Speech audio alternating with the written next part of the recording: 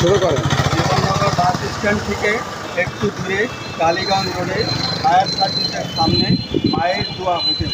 আমি এখন দাঁড়িয়ে আছি মায়ের দোয়া হোটেলের সামনে।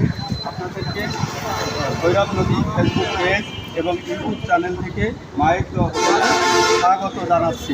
এই মায়ের দোয়া হোটেলে এখানে প্রতিদিন দুপুরবেলা অসংখ্য মানুষ খেতে আসে, যাদের অধিকাংশই এখানকার আশপাশের শ্রমিক। এখানে ছোট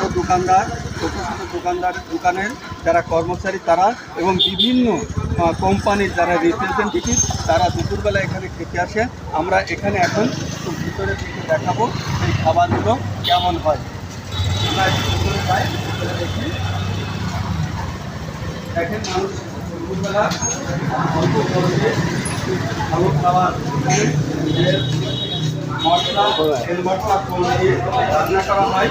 আমরা সেই খাবারগুলো একটু দেখাবো। দেখেন এখানে রান্না করা আছে একটা রন্ধন, মানে রান্নার যে তরকারিগুলো ভাত এখানে রাখা আছে। এর পাশে আমাদের এই হোটেলের মালিক অর্থাৎ আবুল মিয়ার ছেলে এখন বর্তমানে হোটেল চালায়, এই হোটেলের মালিক। আমরা সেদিন পরে কথা বলবো।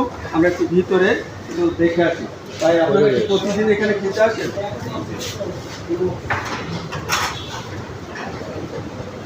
এখানকার খাবারটা কেমন? রান্নাটা ভালো, একেবারে বাড়ির মতো। বাড়িতে যেমন কম ঝাল মশলা তেল দিয়ে রান্না করা হয়, ঠিক একই রকম রান্না এখানে হয়, যার কারণেই প্রতিদিন অসংখ্য মানুষ এখানে ছুটে আসে তাদের খাবারের জন্য। তাই খাবার কেমন লাগে আপনাদের এখানে? প্রতিদিন খান এখানে? আচ্ছা, ধন্যবাদ। আমরা একটু রন্ধনশালার দিকে ঘুরে আসি।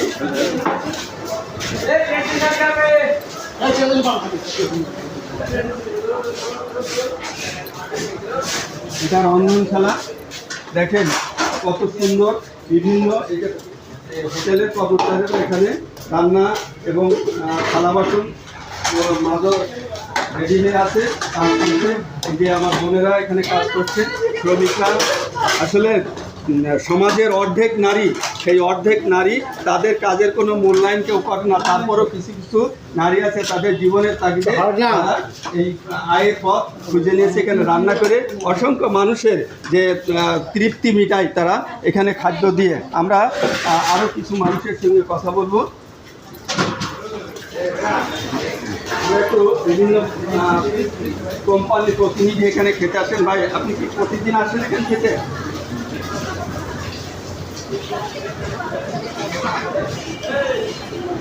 কোন কোম্পানির? হ্যাঁ,